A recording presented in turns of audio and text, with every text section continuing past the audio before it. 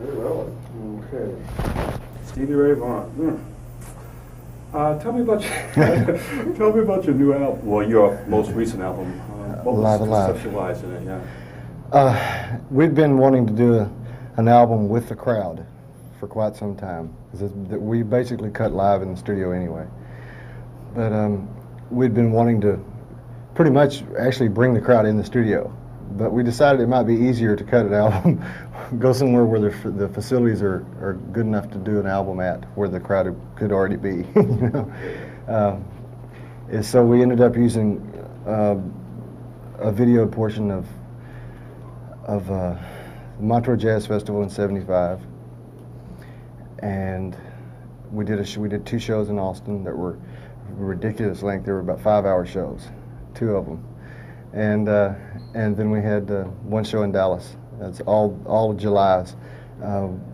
July the 18th of '75 and July the 17th and 19th of '86. So that's quite a compilation of pieces. It's really strange. The more I talk to your manager, the more information I'm getting fed about you.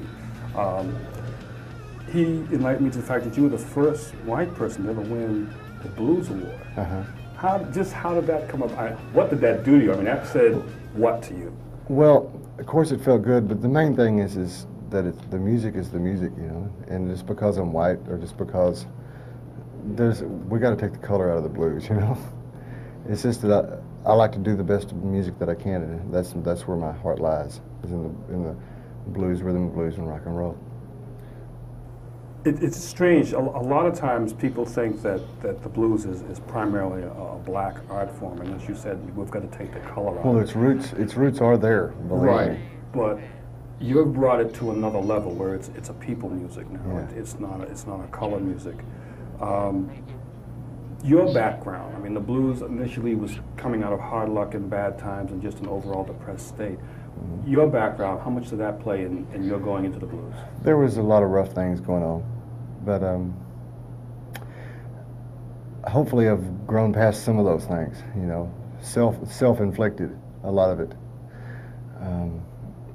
Nowadays I'm drug-free, alcohol-free. For a long time, no, I wasn't. About 25 years. And just trying to work through some of those problems and grow from them, grow from those mistakes. Were those dependencies, they say the music business fosters those things, were these inner turmoils with you, or was it part of the whole scheme of things? Well, I wasn't on the road when it started, you know, obviously. I'm 32 now. It started 7 or 8 years old, you know. This business, the scheduling of it, can call for needed some people to at least think that they need artificial energy, or not thinking about something to sedate themselves. A lot of that comes with the image of rock and roll and playing music. Regardless of all that, it still ends up where it's not necessary. It really isn't. Do you feel as though your music is better now than it was when you were under the influence? Yeah, there was, you know, of course, for a long time I thought that was the solution. You know, I found it was a problem. You know, I think our music's a lot clearer now. I really do. I feel a lot better inside, I know that. You've got quite a following of superstars and other musicians. How did you come to pick Stevie Wonder's Superstition? I've always liked Stevie Wonder, and I've always liked his music. And it just ended up with that song. We were playing with it one day at sound check. None of us knew. I didn't know the words or anything. I just knew very superstitious. You know, I'd sing that over and over. And we just ended up trying it, and one of the stage crew had said, if we do that, man, it'll be a hit, you know. And it felt real good, so we just worked on it, and come to find out we had approval from Stevie Wonder, you know, and that was quite a thrill. We did the mixing and the mastering at his studio at Wonderland. Let's talk about your HBO special. That's another thing that's coming up. That was a lot of fun, yeah. Who's in it, and when might it air, and what can we expect from you in it? Well, that was a wonderful day. It was a wonderful day. B.B. King, Albert King, Dr. John, the late Paul Butterfield, Eric Clapton, Phil Collins, Chaka Khan, Gladys Knight, Etta James, Billy Ocean, B.B.'s band. Sometimes all of us at once, sometimes not all of us at once. But God, it was a wonderful experience. It really was. The way it was set up was all the musicians and their equipment faced each other. So we actually played to each other, and the audience was there on the outside around the stage, the circular stage. And I don't know, I just had a blast being with all those people and doing my best with them. It comes out, I believe, in August.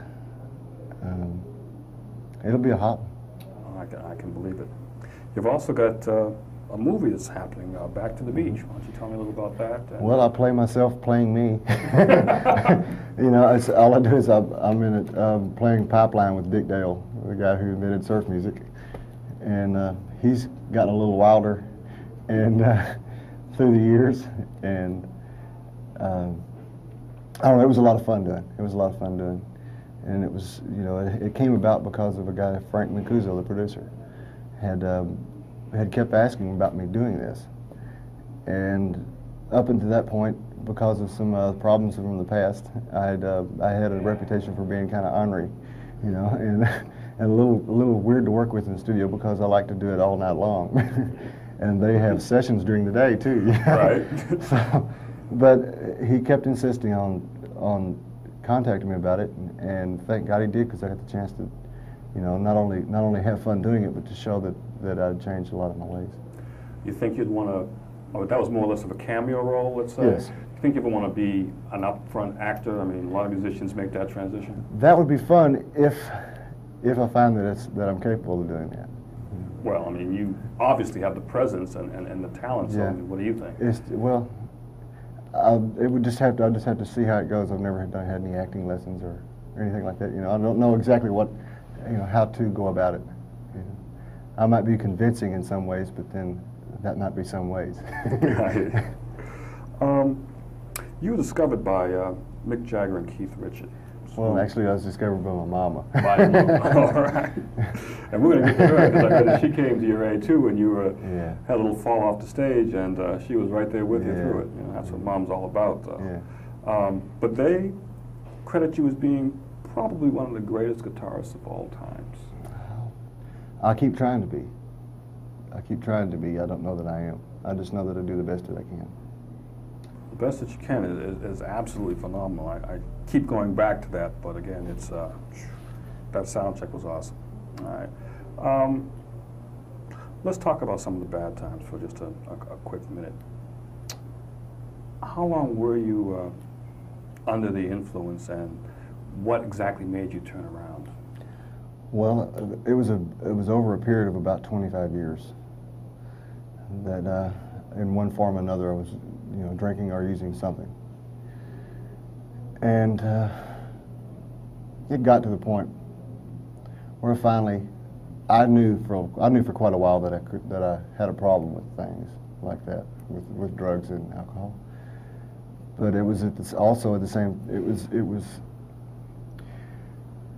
I knew that I had a problem, but I couldn't stop, and I knew that I couldn't stop. Every time that I had more pressure seemed to be a good excuse for more.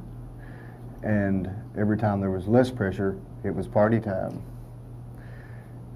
That's the disease telling you that you don't have it. You know, oh, sure, you can, come on, you can make it, you know. And what happened was I ended up finally, I saw it coming too. I knew it was coming. Finally, I had every kind of breakdown at once that I think a person could have.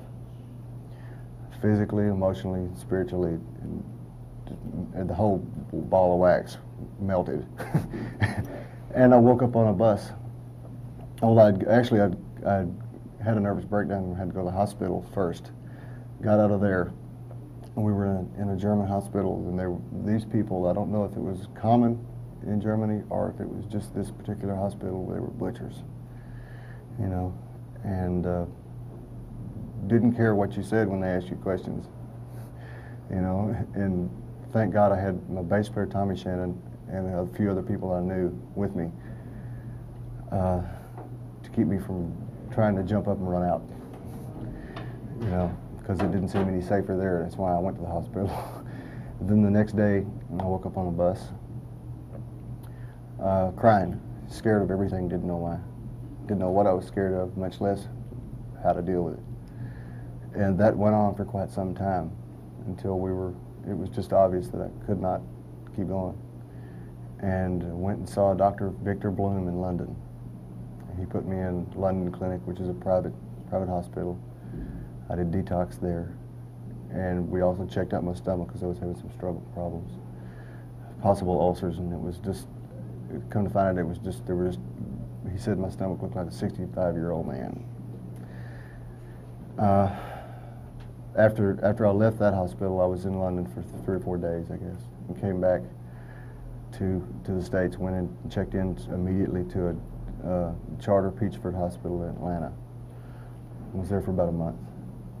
And what that place did not only is a good place to be away from drugs. You know, you do clean out that way. But it not only got us dried out, all of the people that were in there and that have gone through them before, but it teaches you a set of tools. Well, if you just dry up, you might as well just, you know, all you're doing then is white knuckling it, and just, you know, on your own willpower, it's not going to work. You know, willpower has nothing to do with this. A lot of people think, "What I need to stop." It's not that easy. It's actually a disease. Alcoholism and addiction is a disease, and it's a disease that it's the only disease that I know of that. Part of it is that the disease actually tells you you don't have it. It's okay to have one, and one is the one that gets you messed up. All the rest of them don't matter. The first one starts. See, it's not only a mental obsession to use. It's also a physical craving that goes on. It's what it is that your body can no longer break down these things. It's alcohol, it no longer breaks it down at the same rate that a normal drinker could. A normal drinker they drink 2 or 3 drinks and feel like they've had enough. What happens in my body, being an alcoholic, is that it doesn't break it down properly, so that the levels of acetone that your body breaks down the last stage don't get broken down, and it causes a craving for more, and of course that starts the obsession.